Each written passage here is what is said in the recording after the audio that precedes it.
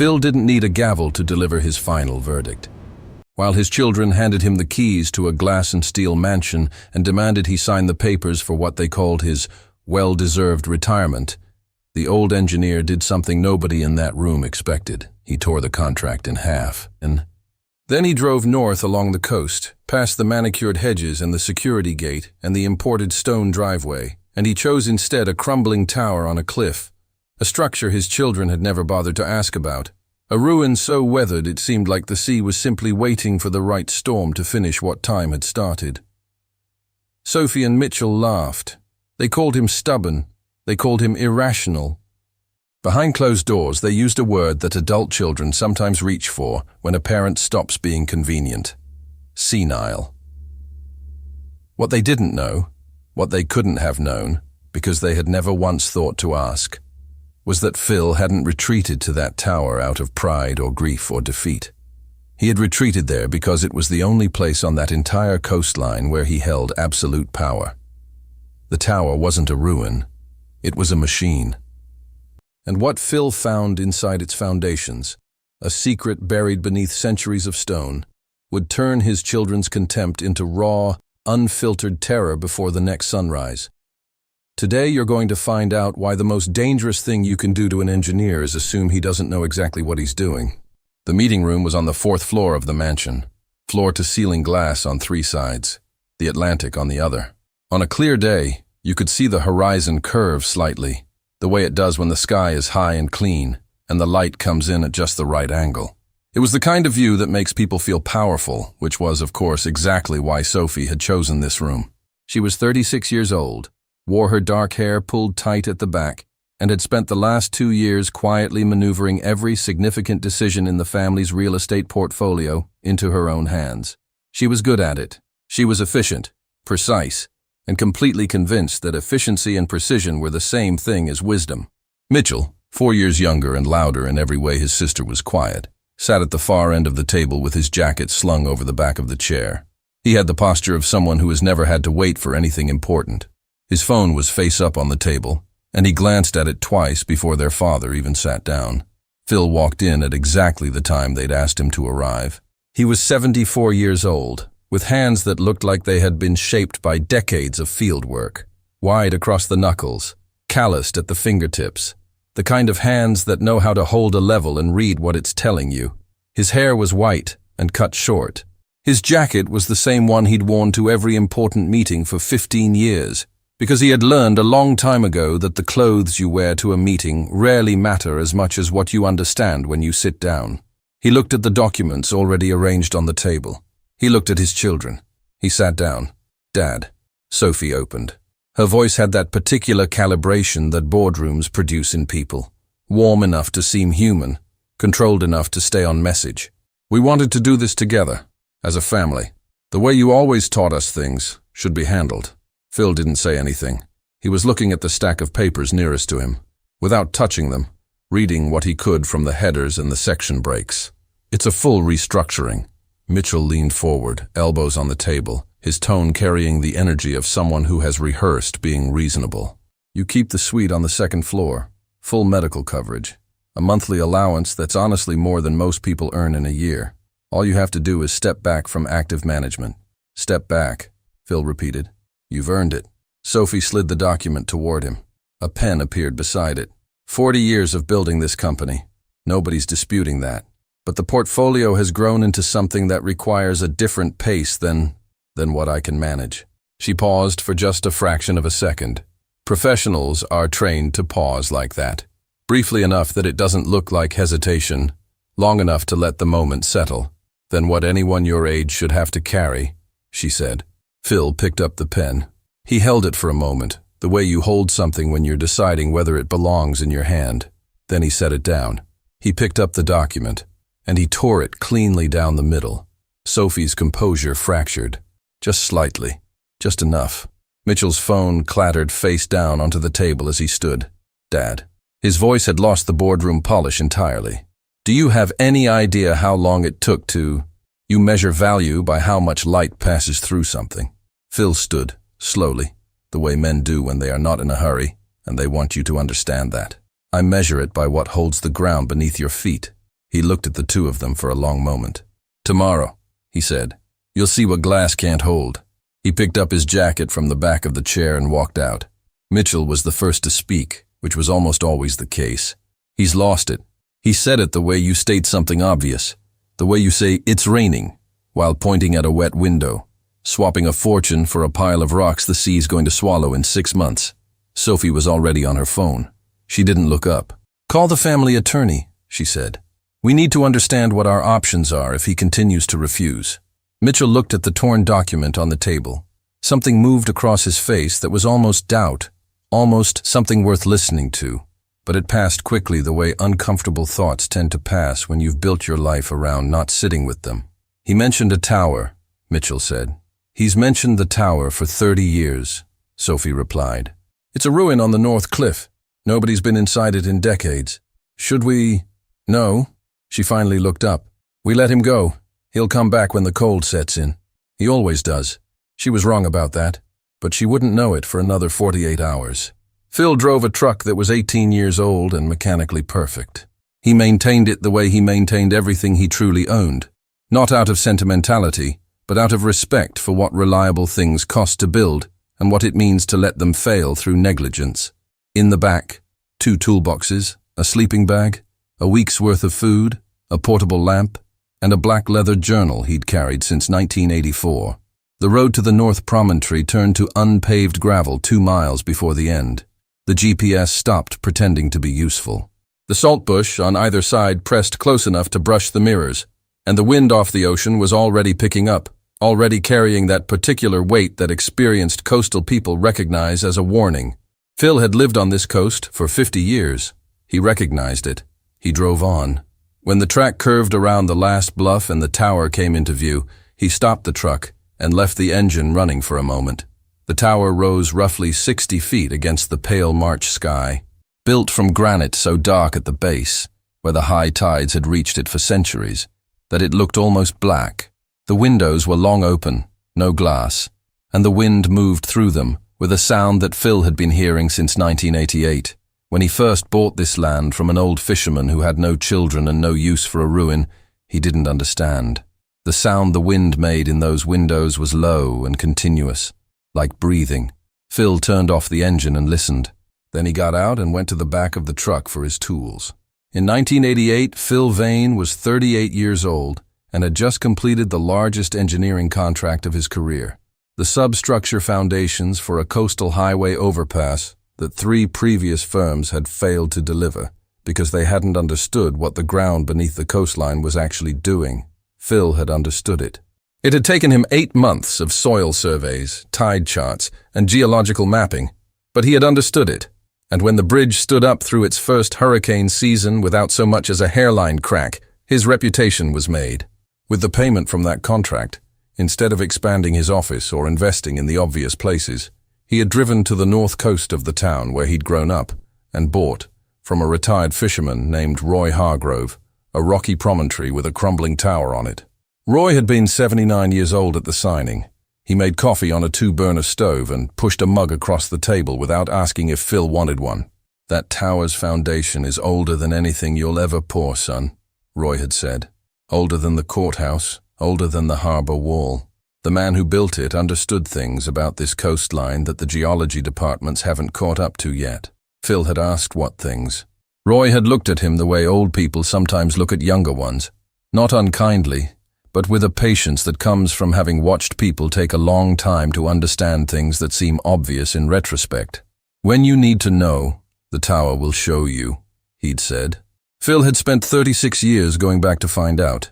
He slept well the first night. There was something about the silence, which wasn't silence at all, because the ocean is never truly quiet, but was an absence of voices, calculating and positioning and managing, that worked on him like medicine. He woke before dawn, made coffee on a camp stove, and sat in the second-floor window to watch the horizon come up. He stayed like that for a long time. On the 3rd day, he started to dig. The basement of the tower sat roughly 12 feet below ground level. Access was through a stone staircase that curved into darkness and smelled of seawater and deep thyme. In normal tides, the floor was damp but passable. In high tides, it flooded to ankle depth. Phill had installed, On a previous visit, a hand-operated bilge pump that kept the level manageable. He descended with a headlamp, a pry bar, a short-handled shovel, and the patience of someone who has spent a career understanding that the most important things in any structure are the things you can't see from the street. The floor of the basement was layered with debris, fallen stone, rotted timber, the kind of sediment accumulation that happens when a sealed space is exposed to tidal influence over centuries. Phill had cleared most of it in earlier visits. What remained now was concentrated in one specific corner, always the northwest corner, he had noted over the years. Tidal drift never deposited with the same consistency in the other corners, and it was denser than ordinary debris should be, as if something beneath it was holding it in place. He started to clear it. On the second day of digging, the pry bar hit something that rang, not the dull clank of a buried can or a fragment of old equipment. A tone, resonant, sustained, that made Phill put the pry bar down immediately and switch to his hands. He cleared the area carefully. The material was compacted, but yielded. Bit by bit, a surface emerged beneath his fingers that he identified by texture before he could see it clearly. Brass. Heavy brass, green with oxidation but structurally intact beneath the crust. He used a wire brush to clean a section. The headlamp illuminated it directly. It was a gear, not a small one. A counterweight gear nearly 3 feet in diameter, its teeth precise and evenly spaced, still perfectly formed after what the metal's condition suggested was somewhere between 200 and 300 years. It meshed with a second gear that Phill, clearing further, found to be even larger. And that second gear connected, through a shaft he could follow with his hand along the wall, to a third. A mechanism. A massive, deliberate mechanism, built directly into the tower's foundation stones, so integrated into the masonry that it was impossible to say where the structure ended and the machine began. Phill sat down on the damp basement floor and held his lamp up and looked at it for a long time. He had suspected. He had been close to certain on several previous visits, when the drainage behavior of the promontory didn't match what standard tidal modeling predicted. When, in heavy storms, the mansion to the south, built exactly where he had spent years quietly advising people not to build, flooded in its lower gardens while the ground around the tower stayed dry. Now he understood what he was looking at. Phill knew that the mansion was going to fall, but what he found beneath those stones was about to change everything. If you're the kind of person who prefers hard truth over polished illusions, stick around. You belong here. Stories like Phil's remind us that what's truly solid rarely needs to shine. Roy Hargrove had left something behind when he sold the property. Phill had found it in a sealed niche in the second-floor wall on his third visit to the tower, back in 1991. A logbook wrapped in oilskin, tied with a cord that had gone brittle with age. Inside, the personal record of a civil engineer named Thomas Bourne, who had arrived on this coastline in 1748, contracted by the Colonial Port Authority to solve a problem that had bankrupted 2 previous engineering firms. The problem was simple to describe and extraordinarily difficult to solve. The ground south of the North Promontory was unstable, not dramatically. It didn't sink visibly, didn't crack in ordinary seasons, didn't give any of the obvious signs of subsurface failure. But under sustained pressure, heavy construction, prolonged rainfall, high seasonal tides, it behaved in ways that defied the standard geological surveys of the time. Structures built on it failed, not catastrophically, not suddenly, but through a slow, irreversible subsidence that engineers of the era blamed on poor material choices or faulty workmanship, because they lacked the vocabulary to describe what was actually happening. Thomas Bourne had spent 14 months on the problem before he found the answer. Below the South Promontory, running roughly north to south at a depth of between 20 and 40 feet, there was a geological formation that Bourne described in his logbook with impressive precision for 1749. A permeable stratum, a layer of fractured limestone underlaid by compacted clay, that acted as a natural reservoir.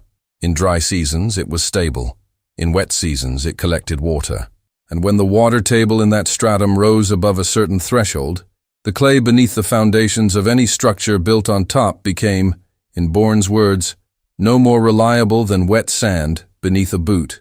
The solution Bourne designed was elegant in the way that the best engineering solutions always are. It worked with the geology instead of against it. He built the tower over the natural drainage point of the stratum, the spot on the north cliff where the fractured limestone came closest to the surface, and in its foundations he installed a counterweight mechanism of brass gears and regulated sluice gates that maintained continuous passive drainage of the subsurface water table. When the water rose, the pressure on the mechanism increased, the counterweights shifted, the sluice gates opened slightly, and the water drained through a channel cut into the bedrock and released at the base of the cliff into the ocean. When the water dropped, the system self-corrected. It required no electricity, no external power source, only the periodic maintenance of someone who understood how it worked. For as long as the mechanism functioned correctly, the ground to the south remained stable, dry, buildable. Bourne had written the final entry in his logbook with the precision of a man who understood that documents outlast their authors. This mechanism will function without intervention under ordinary seasonal conditions. However, under sustained high rainfall coinciding with spring tides, conditions which on this coastline occur with near certainty every 5 to 7 years, the counterweight system approaches its design limits. In these circumstances, the primary regulation lever, located at the north wall of the basement chamber at shoulder height between the second and third foundation stones, must be manually adjusted to the closed position and held for no fewer than 6 hours, or the sluice mechanism will overextend and fail. If it fails, drainage of the subsurface stratum will cease. The effects on structures built south of the promontory will become apparent within 48 hours and will not be reversible without excavation of the foundations. Phill had read this entry more times than he could count.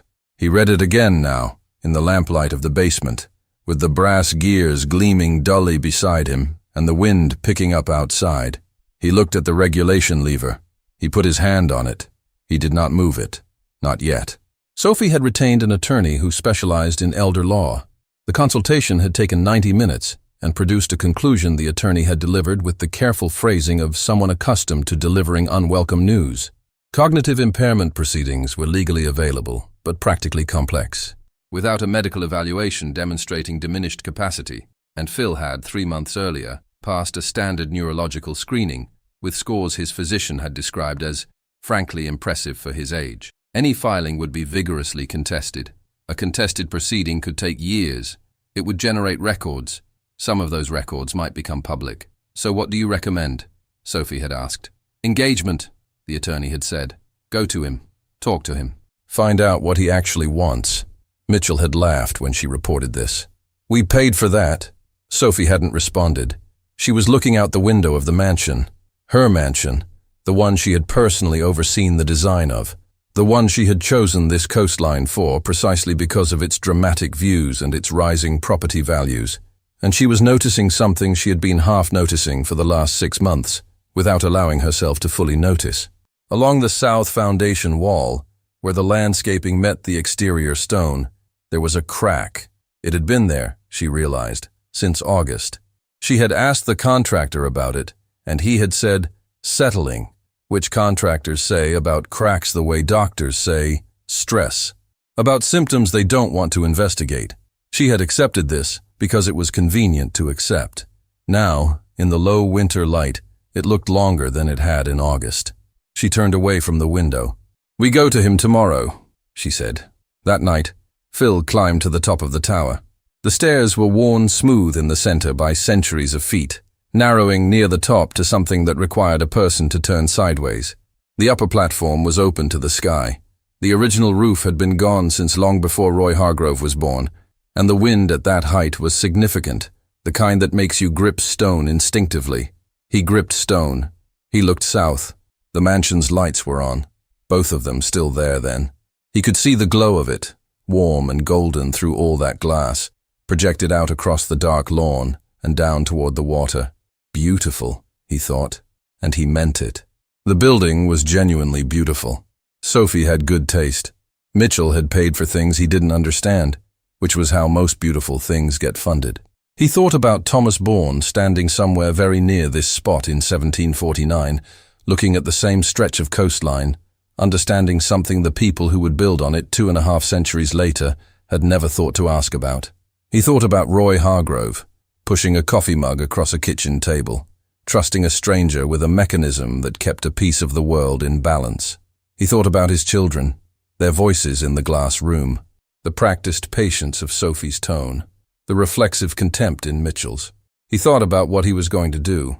He stayed on the platform until past midnight, and the wind was cold, and the ocean moved beneath him in the darkness, and Phill Vane, who had spent 50 years understanding how things were built and what made them fail, made his decision, not about the mechanism, about his children. He would give them one more chance to see what they had been too busy to look for. They arrived at 9 in the morning. Mitchell's car, a black SUV, new, the kind with a ride so smooth it insulates you from the texture of the roads you're traveling, came to a stop at the base of the promontory track.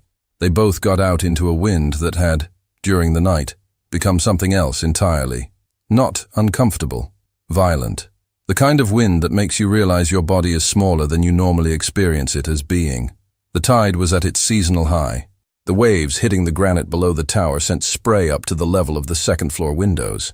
The sky to the north was a color that experienced coastal people don't like to see.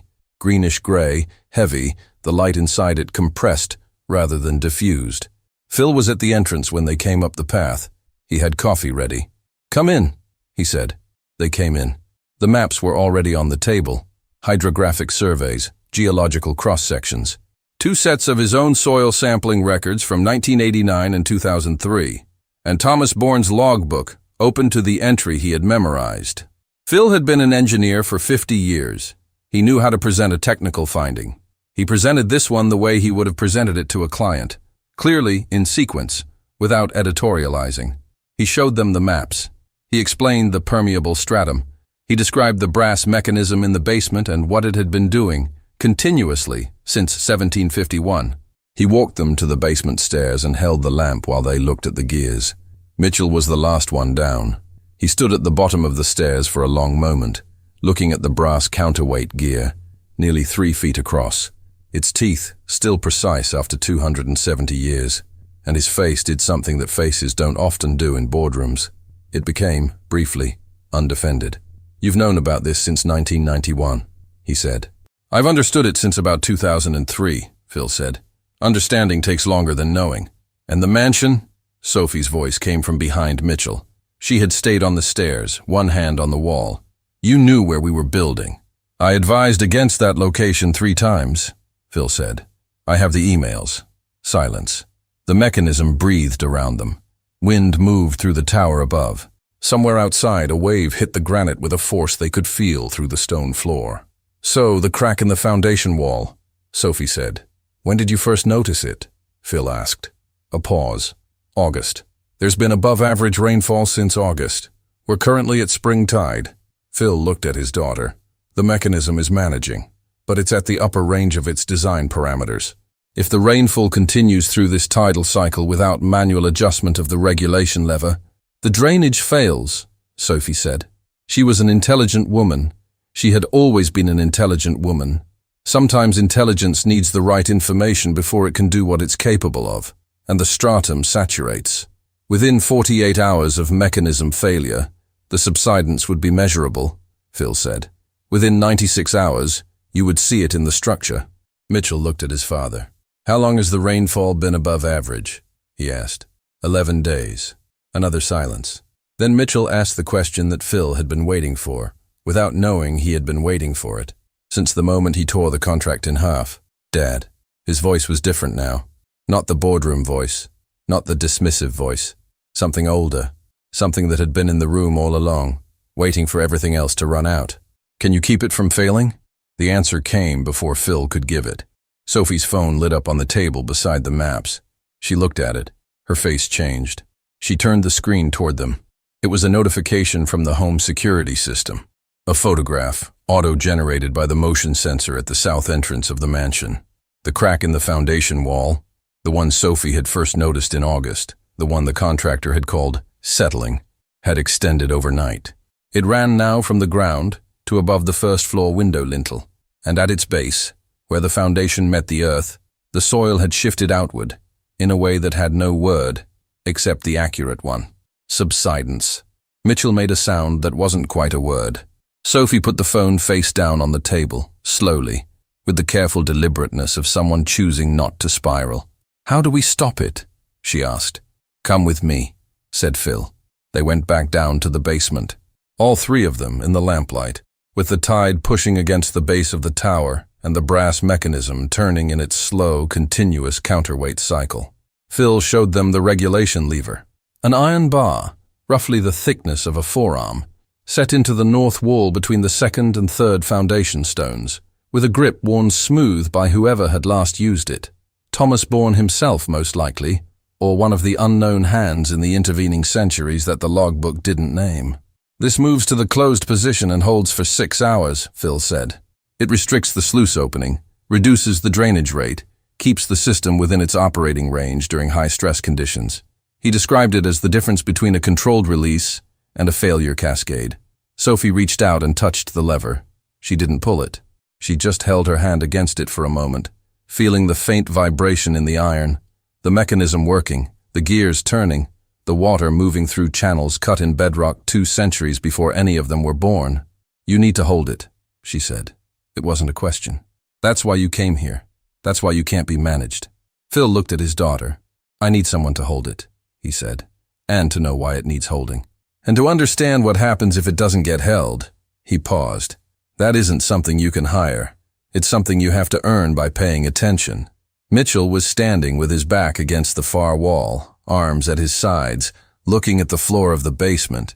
He had the expression of a man doing arithmetic on something he had been getting wrong for a long time. "We tried to retire the person who was holding it," he said. "Yes."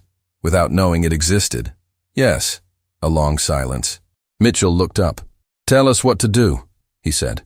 They held it in shifts. Phill went first, his hand on the lever, the lamp burning steadily on the hook above the mechanism. Sophie took the second shift, sitting on a folded tarp with her jacket pulled around her, watching the gears turn and asking questions that Phill answered from the stairs. Mitchell took the third, and Phill stayed in the basement with him the entire time, not because it was necessary, but because something in the way his son had said, "Tell us what to do," had opened a door that Phill had not expected to walk through today. They talked, not the way they had talked in the glass room, not the negotiated version of talking where every sentence is a position and every pause is a calculation. The way people talk in basements, in the dark, with their hands on something that matters, and no performance available to retreat into. Mitchell asked about the bridge, the coastal highway overpass from 1988, the one that had made Phil's career. He had heard the story but never asked about the engineering.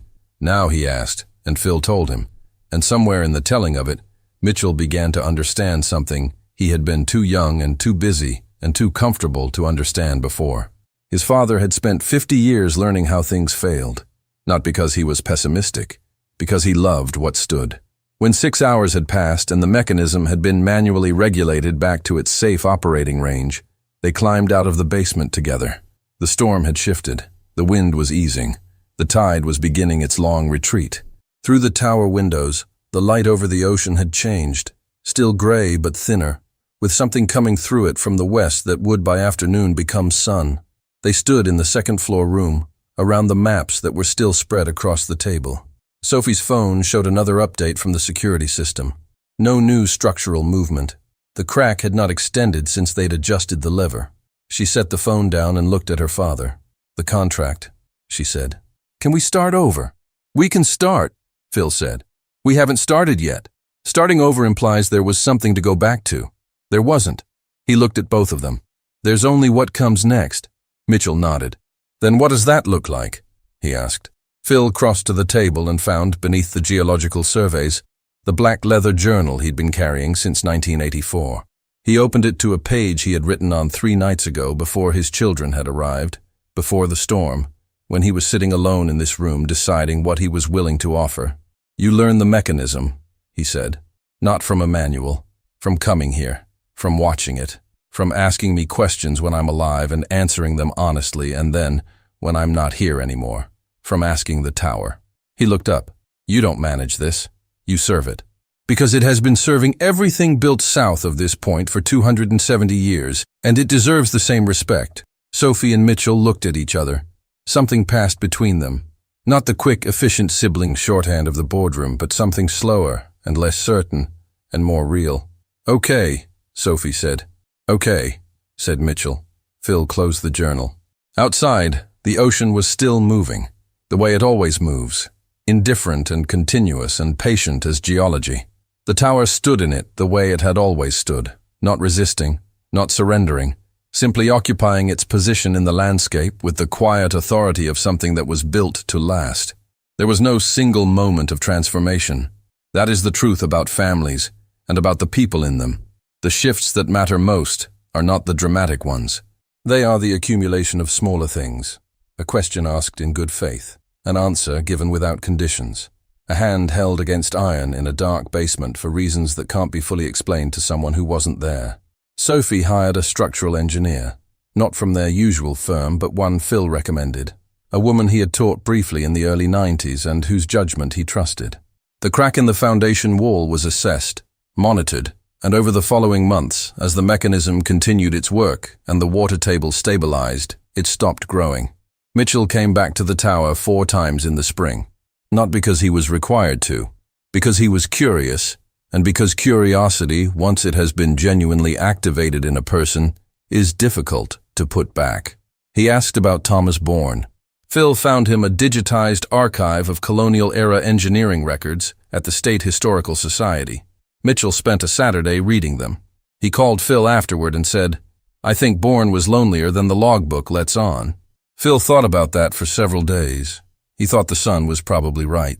In April, Phill sat down with his children and a different attorney, one he had chosen, and they produced a document that looked nothing like the one that had been torn in half in March. It was less a restructuring than a record. It documented the mechanism, its history, its maintenance requirements.